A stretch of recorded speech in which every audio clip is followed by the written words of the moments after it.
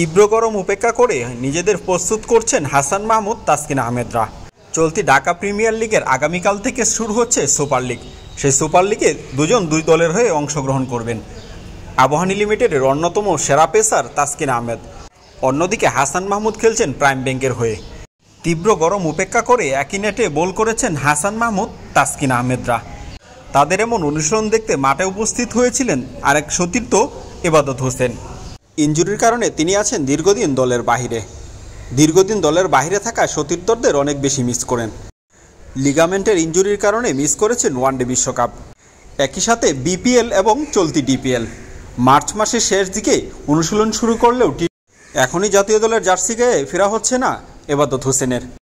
এদিকে আগামীকাল সুপার লিগের প্রথম ম্যাচে মুখোমুখি হবে আবাহনী এবং প্রাইম ব্যাংক লিমিটেড।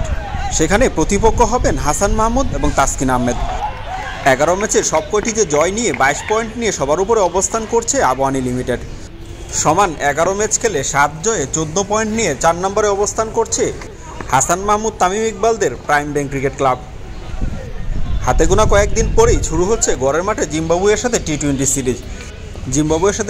সিরিজ এবং বিশ্বকাপের প্রস্তুতি শুরু করছে ইতিমধ্যেই টাইগাররা। তারই অংশ হিসেবে প্রস্তুত হচ্ছেন হাসান মাহমুদ, তাসকিন আহমেদরা। 22 পয়েন্ট নিয়ে শিরোপার কাছাকাছি অবস্থান করছে আবাহনী লিমিটেড।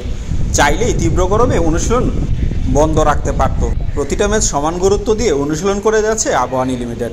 এবার ডিপিএলে সুপার লিগের দলগুলো হচ্ছে Abahani limited, Shinepukur cricket club, Mohammedan sporting club, Sheikh Jamal Dhanmondi club, prime Bank Cricket club এবং গাজী গ্রুপ ক্রিকেটার্স। বাদ পড়েছে মাশরাফি বিন মুর্তজার লিজেন্ডস অফ রূপগঞ্জ।